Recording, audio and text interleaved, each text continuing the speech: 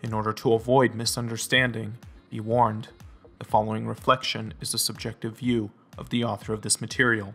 The content of this video may not coincide with your opinion or the opinion of AI Cave.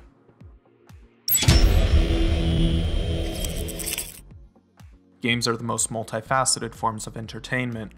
Virtual worlds absorb many other forms of art.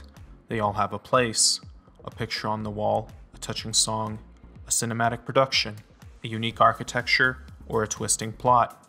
Moreover, in the hands of developers, interactivity, co-creation, collective interaction, and most importantly gameplay, creates a unique opportunity, not just to imitate the disappointment of defeat, struggle, or triumph, but to make a person really fight, not with a sword, but at least a gamepad.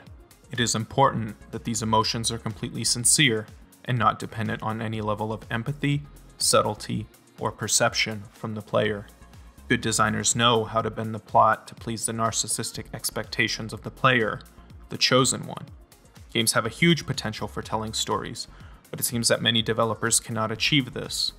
To this day, some still consider cutscenes between levels a great storytelling solution.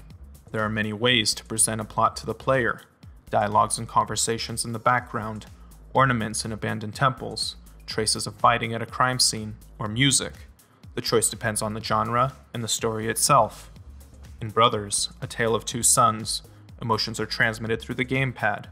The player controls two brothers at the same time. At first, it's inconvenient, but over time, the character begins to act as a single mechanism.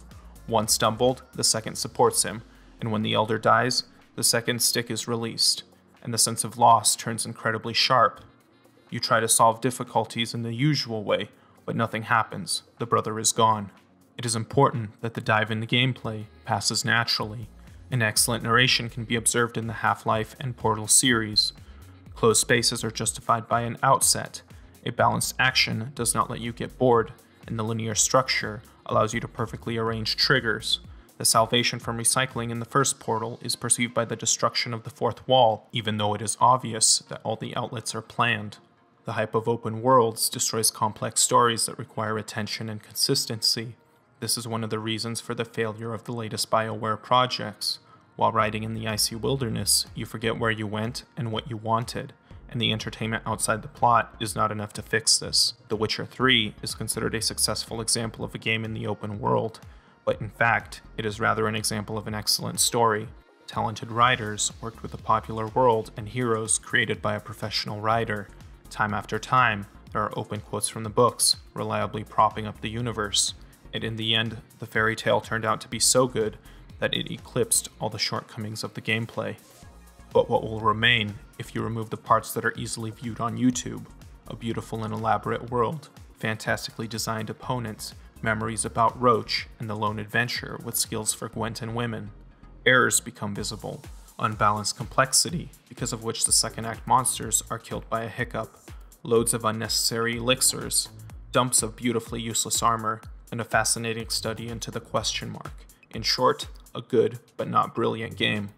And no matter how beautiful Triss's breasts are, Skyrim is more popular. The rich and intricate world of the Elder Scrolls allows an impersonal Dovahkiin to not just be an actor in a cheap theatrical production, but to improvise and create a personal story. Formally, there is a plot, but players are not saying, "I saved the world from the dragons." Instead, "I went to the city at night and then an orc pops out." You do not even need to replay any parts of the game you do not wish to. At any time, you can come back and continue the journey from a different location. In the future, procedural generation will create truly endless adventures. But there is another way. All stories, in any form, are a simulation, an allegory of life. Through the melody, the listener perceives the feelings of the composer. Novels appeal to the reader's experiences and suggest rethinking them. Charismatic heroes generate empathy from the audience. He is in danger, and they are scared. He attacks, and they also produce adrenaline. Imitation. But games allow you to experience this yourself. The problem is, the dangers are artificial, and the friends with unconvincing AIs that require saving every 3 minutes dull the senses. But it's easy to add naturalism to living people. The victory will be real if you actually beat someone. Humiliation is sharper if someone actually laughs at you. cardboard online worlds are inhabited by living people, thereby making them more material than the most thoughtful non-player characters. These are personal stories that can last as long as you want. However, the classic MMORPG structure strongly dilutes the emotional moments of the tedious bustle of monsters, the main source of adrenaline in single-player games. PlayerUnknown's Battlegrounds is popular not because abstract school kids like to fight each other, but because it creates endless stories in which the viewer is immersed directly. There are fundamentally new mechanics, but the old ones are combined brilliantly as well. The longer you hold out, the more incentive there is not to drop out. A person either gets a huge emotional charge or dies quickly and starts anew. Allowing players to communicate with one another in close proximity through a microphone is also a very good gameplay decision. You can kill the superior enemy, or you can promise friendship and then stab them in the back as you laugh maniacally. So why is PlayerUnknown's Battlegrounds better than The Witcher? Each match starts a separate adventure, in which the main characters are the players themselves. In ordinary life, there is no such concentration of events, but here, for half an hour, a whole life unfolds, with successes and failures, luck, friendship, and betrayal, maybe even love.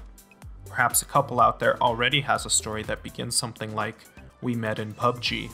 The most amazing things game designers can do is create ideal conditions for joint interaction. And seeing as bots are unable to replace people at this time, replacing bots with people seems like a brilliant solution. Despite this, we cannot say that games that are scripted are fundamentally worse. After all, the charm of deep and holistic immersion in a different reality cannot be replaced by half-hour shooting matches. But seeing as the perception of a piece of art is dependent on the viewer's preferences and life views, means that the project is not universal and the audience is limited in advance. And since in PUBG, a player creates their own experiences, by definition accessible and suitable, means that day after day, many new experiences are acquired. And that collects more and more fans. That being said, this will not prevent many of you from saying that comparing The Witcher with PUBG is a bright sign of insanity, and in part, you will be correct. Did I ever tell you what the definition of insanity is? To engage in the comparison of games from fundamentally different segments is not a noble business, but certain parallels can always be drawn by identifying appropriate criteria. If you say that there is a story in PUBG, many will laugh. There is no plot in the usual sense of the word, but there is a dynamically changing story that the players themselves create. In this sense, Battlegrounds surpasses the static stories of single-player games for practically infinite replayability. The main thing that games can give us is real, lively emotions, obtained from simple keystrokes. If you get these emotions from a thoughtful scenario and the characters in The Witcher, and cannot understand what others see in the disgusting PUBG, will give you a clue. The same as you. Emotions. They are simply drawn from a different source.